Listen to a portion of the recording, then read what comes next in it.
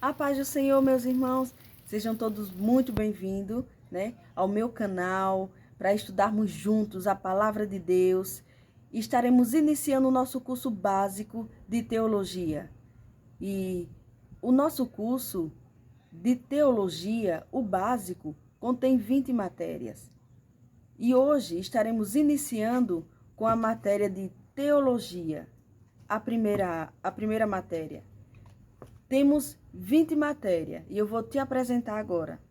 Primeira, teologia, cristologia, pneumatologia, angelologia, antropologia, hamartiologia, soteriologia, Antigo Testamento, Novo Testamento, geografia, heresiologia, evangelismo, missiologia, eclesiologia, arqueologia, educação cristã, método para estudar a Bíblia, homilética, hermenêutica e escatologia. Então, tudo isso você vai aprender dentro do nosso curso básico de teologia. E nesse curso, nessa primeira matéria de teologia, vamos aprender a existência de Deus, Deus e a criação, a natureza de Deus, a personalidade de Deus, a divindade de Deus, os atributos naturais de Deus, os atributos morais de Deus, os atributos de Deus, a Santíssima Trindade, a teofania de Deus, monoteísmo, politeísmo, agnosticismo, panteísmo, deísmo, ateísmo, materialismo, o Deus verdadeiro que o mundo não conhece, motivos para crer em Deus, crença universal em Deus, revisão geral, exercício e ainda temos a nossa prova, para a glória de Deus, irmãos. Então aqui vamos aprender, os principais pontos que iremos estudar. Os temas principais que estudaremos sobre Deus são sua existência, sua criação, sua natureza, sua personalidade, sua divindade, seus atributos e seus nomes. Então, tudo isso vamos estudar para a glória de Deus. Então, olha, existe um ateu que ele tentou, provar que Deus não existe. Mas o próprio ateu, quando tenta provar que Deus não existe, ele está simplesmente provando que Deus existe de fato. Porque não se pode contestar algo que não existe. Então, até quem tentar provar que Deus não existe, está provando a existência de Deus. Ainda antes que houvesse dia, eu sou, Isaías 43, versículo 13. Eu sou o alfa e o ômega, o princípio e o fim, o primeiro e o derradeiro. Apocalipse capítulo 22, versículo 13. Agora, vamos ver aqui qual é a definição de teologia. A palavra teologia vem de duas palavras gregas, que significa estudo de Deus. Teologia cristã é apenas uma tentativa de entender Deus como revelado na Bíblia. Nenhum teólogo, nenhum homem, nenhum ser humano, ninguém, irmãos, ninguém nunca vai conseguir entender completamente Deus. Nenhum, nunca, Nenhum. Todas as tentativas, elas vão falhar, porque não tem como conhecer completamente Deus. Aqui a gente vê o nosso Deus como o grande eu sou.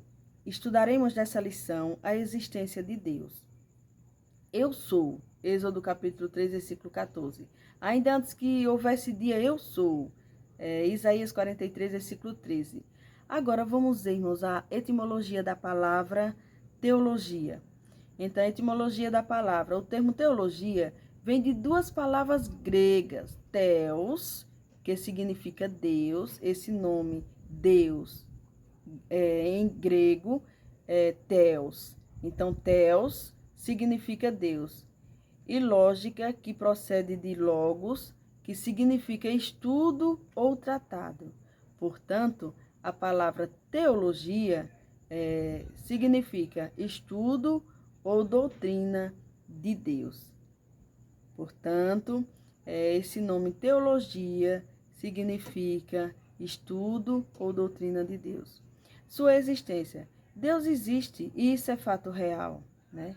Deus existe e isso é um fato real. Agora, quem é Deus? Deus é o Pai de Jesus, está lá em João 3,16. E Jesus é o Pai da eternidade, está lá em Isaías capítulo 9, versículo 6. Agora, irmãos, aqui, argumentos que provam a existência de Deus. Provamos a existência de Deus através de 5 argumentos. O primeiro, argumento cosmológico. O termo cosmológico vem do grego cosmo, que significa mundo, né? E este argumento afirma que o universo tem sua causa, ou seja, seu criador. No princípio criou Deus os céus e a terra. Gênesis capítulo 1, versículo 1. Os céus manifestam a glória de Deus e o firmamento anuncia a obra das suas mãos. Salmo 19, verso 1. O segundo argumento é o argumento teleológico.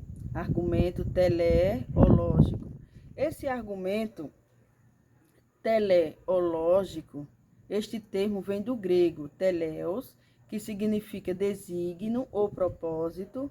Este argumento declara que o desígnio evidente no universo aponta para uma mente suprema. Em outras palavras, este argumento focaliza a marca de Deus em cada parte do universo, porque as suas coisas invisíveis desde a criação do mundo. Então, aqui podemos ver o segundo argumento que prova a existência de Deus, que é o argumento teleológico.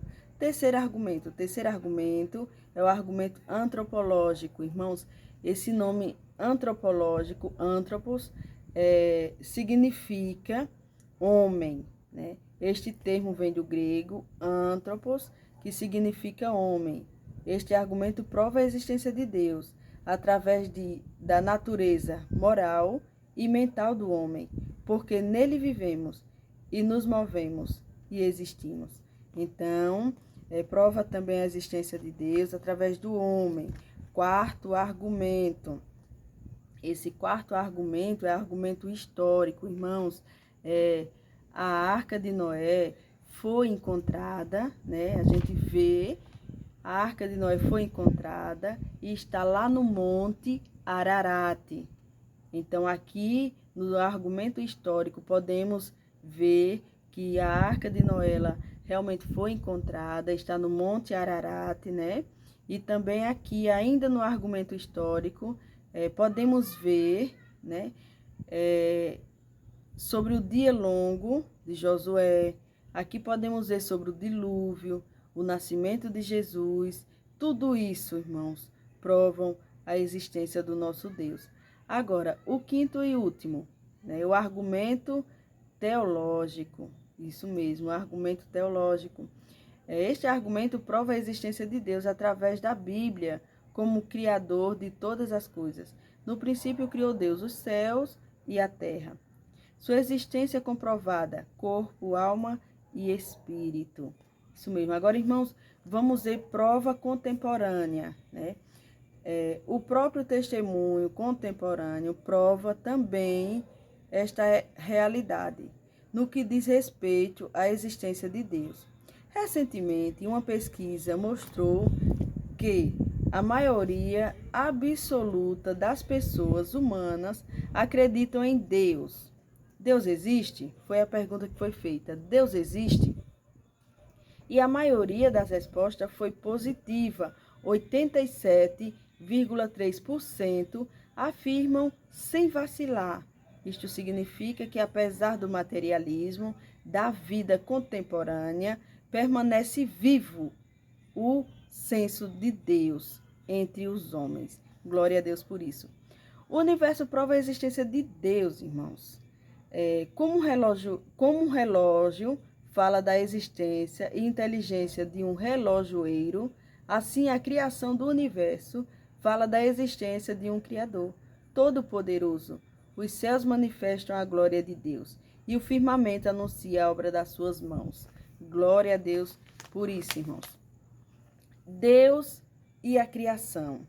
No princípio criou Deus o céu e a terra. Está lá em Gênesis 1:1.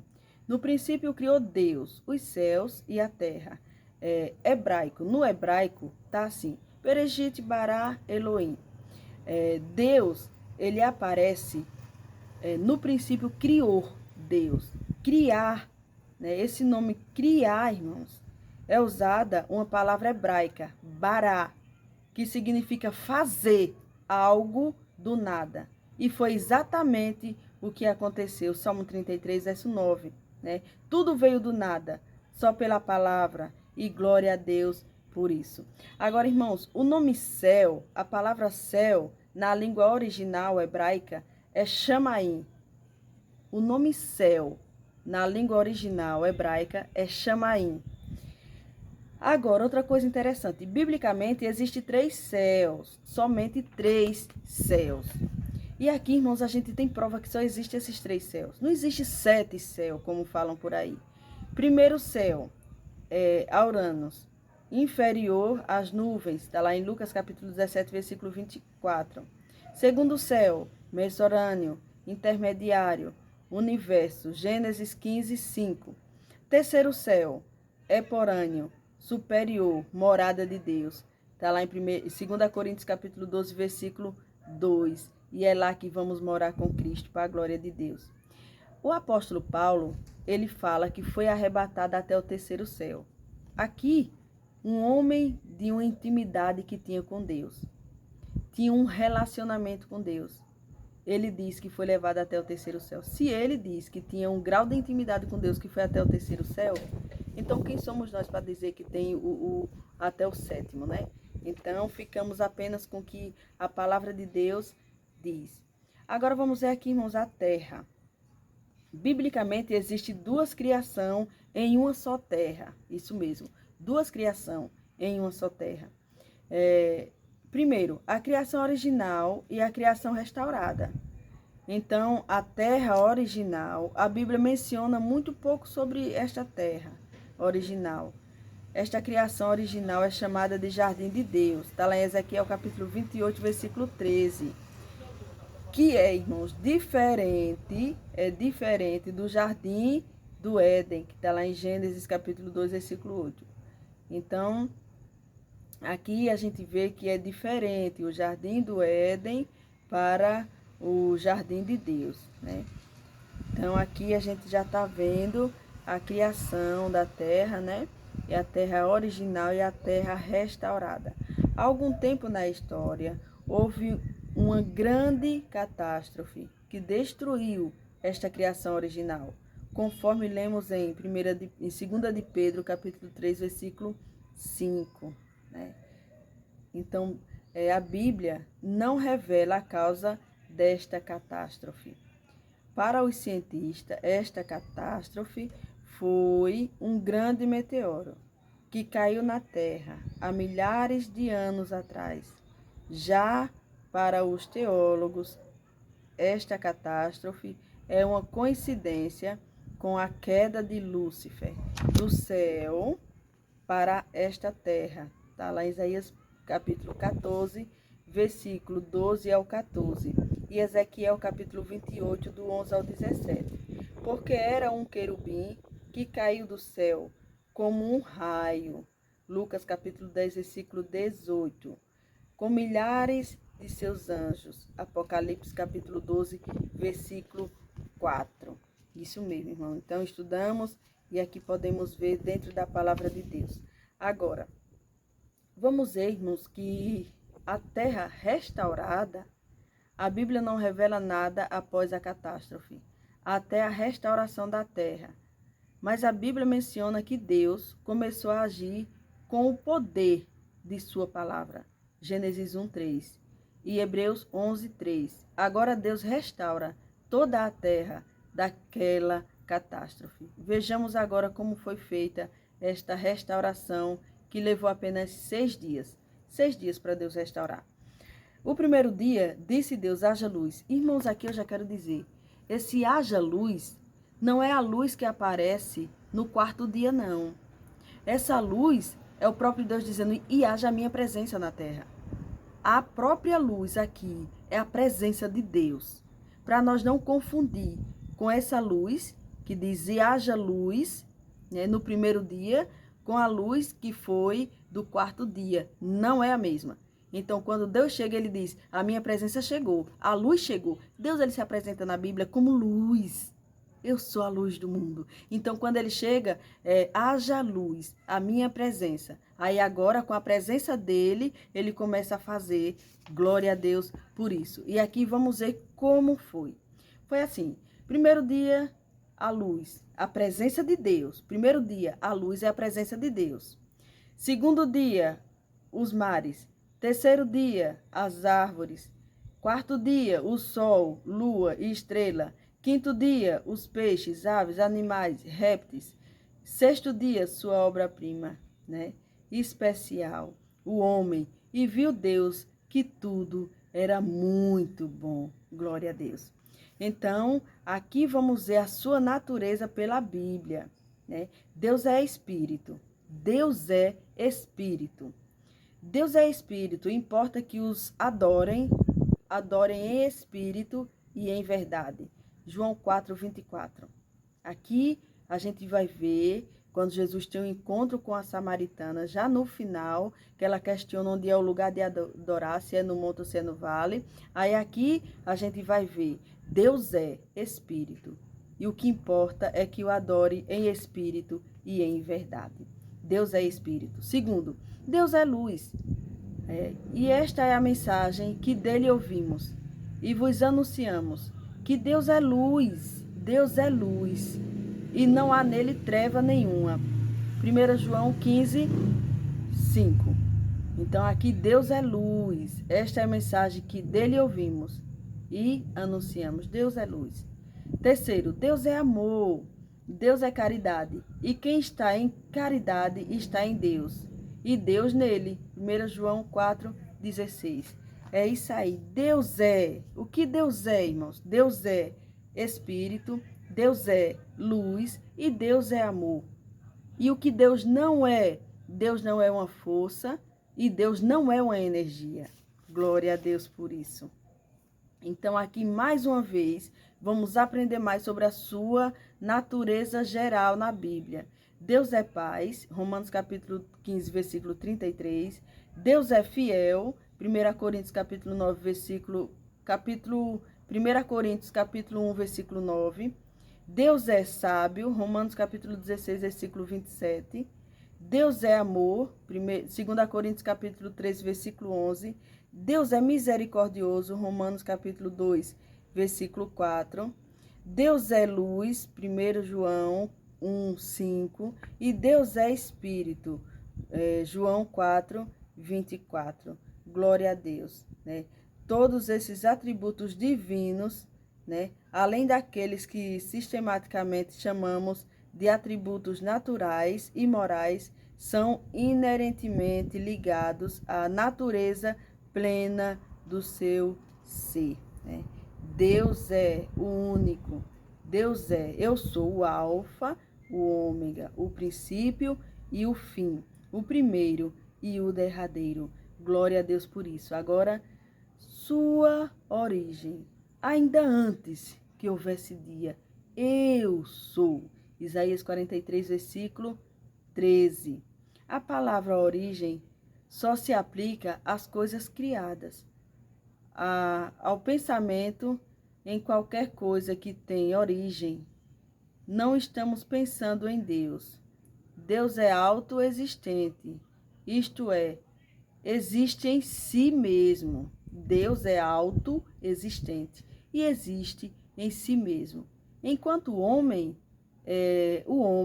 ele é aloexistente, isto é, que foram criados. Deus é criador, né? Enquanto o homem é criatura. Então, Deus é autoexistente, né? E o homem é aloexistente, porque o homem foi criado por Deus. Glória a Deus. Irmãos, aqui encerramos a nossa primeira aula de teologia. É uma aula bem rápida, uma aula introdutória. Você que estuda comigo, que já está estudando comigo, estarei enviando todo o material, né, pelo WhatsApp, para você poder responder a sua prova. Mas é basicamente isso. Essa primeira aula apresentando o que vamos estudar, para a glória de Deus. Que Deus abençoe e até a próxima aula, em nome de Jesus.